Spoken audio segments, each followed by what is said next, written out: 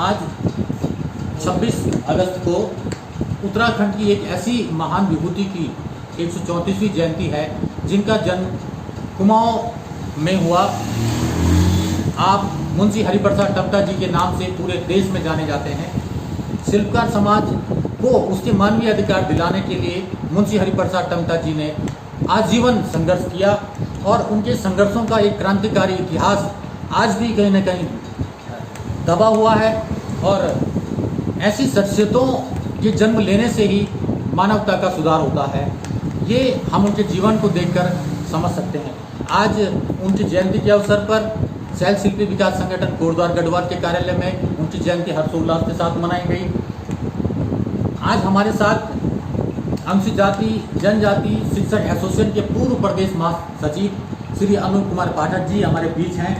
हम आपसे भी जानना चाहेंगे कि आप मुंशी हरिप्रसाद टमटा जी को उत्तराखंड के मूल निवासी शिल्पकारों के बीच में किस तरह से आप उनको मानते हैं, किस तरह से आप उनको आज याद करते हैं। श्री अनूप कुमार पाठक जी, धन्यवाद। आज सर्वप्रथम उत्तराखंड के सभी मूल निवासी भाइयों को मेरा इस शुभ अवसर पर जय हिंद, जय संविधान। मुंशी हरिप्रसाद टमटा जी हमारे उत्तराखंड के अम्बेडकर माने जाते हैं। उन्होंने अल्मोड़ा में अपना जहाँ से उन्होंने जन्म लिया था उस धरती पर अपना संघर्ष किया और उनका संघर्ष आज़ादी से पूर्व से ही उनका संघर्ष अपने समाज के लिए, जो हमारे जो वंचित समाज है, शिल्पकार समाज है, उनका हमेशा ऋणी रहेगा। 1932 में जब पूना पैक्ट समझौता की जो बात हुई थी, जिसमें कि महात्मा गांधी जी को ब्रिटिश प्रधानमंत्री मैकडोनाल्ड के द्वारा दोहराया जा रहा था और महात्मा गांधी जी के द्वारा ये कहा गया था कि ये हमारे समाज के एक नेता हैं। लेकिन उस समय मुंशी हरिप्रसाद टमटा जी ने ब्रिटिश प्रधानमंत्री को पत्र लिखा कि हमारे नेता महात्मा गांधी जी नहीं बल्कि हमारे नेता डॉक्टर भीमराव अम्बेडकर जी। उन्होंने यहाँ से उस समय का तार भेजा और तब फिर उस समझौते में फिर अम्बेडकर जी को बुलाया गया। उन्होंने उत्तराखंड में अपने समाज के लोगों के लिए बहुत सारे काम किए हैं। उन्होंने बालिका शिक्षा पर जोर दिया, बेकारी प्रथा को उन्होंने समाप्त करने का बीड़ा उठाया।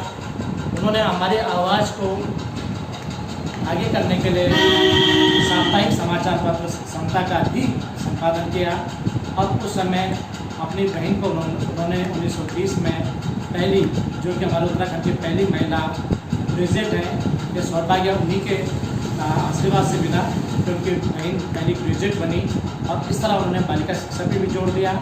साथ ही साथ अल्मोड़ा में उनके 1946 से और 1952 तक जिस समय वो चेयरमैन रहे, तो उस समय उनके जो काम है, उन्होंने अपना जो 5 घर जो थे उस समय उन्होंने स्कूल के लिए दान दे दिया था।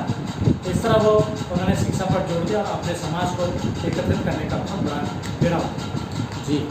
तो साथियों, टमटा जी ने सर्वप्रथम 1903 में टमटा सुधार सभा का गठन किया और 1914-15 में संभवतः वो सभा शिल्पकार सभा के नाम से जानी गई।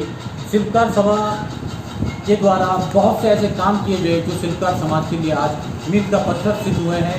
जैसे कि शिल्पकार समाज को निःशुल्क शिक्षा व्यवस्था, शिल्पकारों को स्थायी बटालियन बनाने की मांग टमटा जी द्वारा की गई। भूमिहीन शिल्पकारों को भूमि आवंटन का मुद्दा उनके द्वारा उठाया गया। शिल्पकार छात्रों के लिए अधिक से अधिक शिक्षण संस्थाएं खोलना और उन्हें अधिक से अधिक आर्थिक सहायता उपलब्ध कराने जैसे महान काम टमटा जी के द्वारा किया गए। साप्ताहिक जो उनके द्वारा 1934 में समता नामक समाचार पत्र निकाला गया, जिसके माध्यम से शिल्पकारों की ज्वलंत समस्याओं को देश के कोने कोने में पहुंचाकर टमटा जी ने बुद्धिजीवी लोगों का ध्यान उत्तराखंड के मूल निवासी शिल्पकारों की ओर लाए। और जिस तरह से गढ़वाल मंडल में करमवीर जैनंद भारतीय जी ने शिल्पकार समाज के मानवीय अधिकारों की लड़ाई लड़ी, उनका नेतृत्व किया। उसी प्रकार कुमाऊं में मुंशी हरिप्रसाद टमटा जी ने कुमाऊं के शिल्पकारों के जीवन यापन को आगे बढ़ाने के लिए, उनके मानवीय अधिकारों के लिए आजीवन संघर्ष किया। ऐसी महान विभूति को हम आज अपनी श्रद्धा सुमन अर्पित करते हैं और हम कल्पना करेंगे, हम चाहते हैं कि आने वाली पीढ़ी भी अपने समाज की ऐसी विभूतियों को जाने समझे, क्योंकि जो समाज अपना इतिहास नहीं जानता वो अपना नया इतिहास भी निर्माण नहीं कर सकता। तो आज हम मुंशी हरिप्रसाद टमटा जी की जयंती के अवसर पर संकल्प लेते हैं कि उनके जीवन को, उनके क्रांतिकारी जीवन को जन जन तक पहुंचाएंगे।